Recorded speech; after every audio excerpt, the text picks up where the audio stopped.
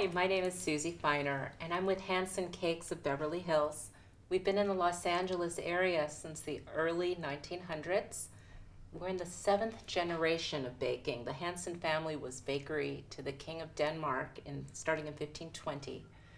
And now I'm going to make an Italian marble cake with chocolate chip filling become a beautiful flower basket. I'm starting with a little bit of drizzle. I've just cut a little tiny tip in a paper parchment buttercream bag.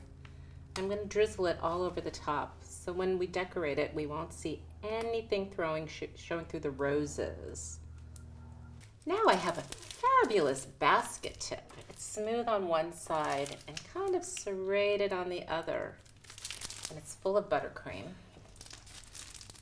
Go down the sides and make a beautiful basket weave. And I know from the back here it doesn't look like I'm doing much, but in a second you'll see it transform. Okay, so now I have the basket weave all the way around the cake. I'm going to put a little border around the bottom as well. And I achieved this just by rotating the tube back and forth. It's pretty quick. Now, this is the really fun part. We don't use refillable bags at the bakery. We use parchment, which we hand roll in between, so you get a fresh bag each time.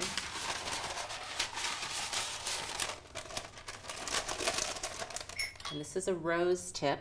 You can see it's a little bit different than the other one. There's no serrated edge. And I've made this creamy pink buttercream to fill in there. We choose to use rose nails that have a rounded head as opposed to the flat heads that a lot of bakeries use. And our roses stand a little bit taller than most. I start by making a nice little cone and then make an inverted U all the way around, holding it kind of inwards to start. And then to make the petals look more real, I tilt it outwards just to give it a more realistic look. Slap it right on the cake, because that's what I like to do. And I choose not to make all of the roses the same size, because in life, not everything's the same size. You got to make it a little different. Put the small one next to the big one. Looks really pretty. I'm just going to take a few minutes and cover this thing with roses now.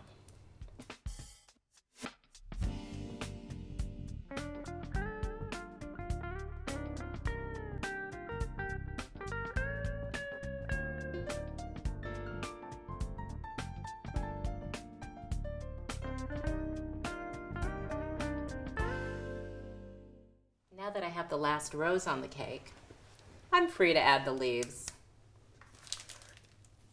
I'm going to use white leaves on this cake, kind of keeping it with the lighter, more beautiful palette. And I'm just cutting the parchment tube into a triangular shape. I'm just going to start filling in leaves. I have to make sure that they are leaf shaped so they just don't look like little globs. Very important.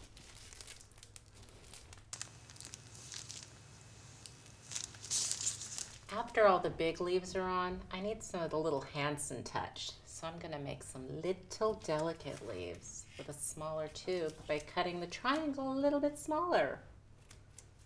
And this I'm going to use on the side of the basket to cascade down. And this just gives it more visual texture. The eyes really love when things look natural like this. For a final touch, I'm going to cut the tube again, little teeny tiny, so I can make some drizzle. When I put this with the leaves, it looks like little delicate garden tendrils coming down the sides. And here you have it, the famous Hanson Cake flower basket from Hanson Cakes of Beverly Hills. My name is Suzi Feiner, and I'll see you at the Taste of Beverly Hills.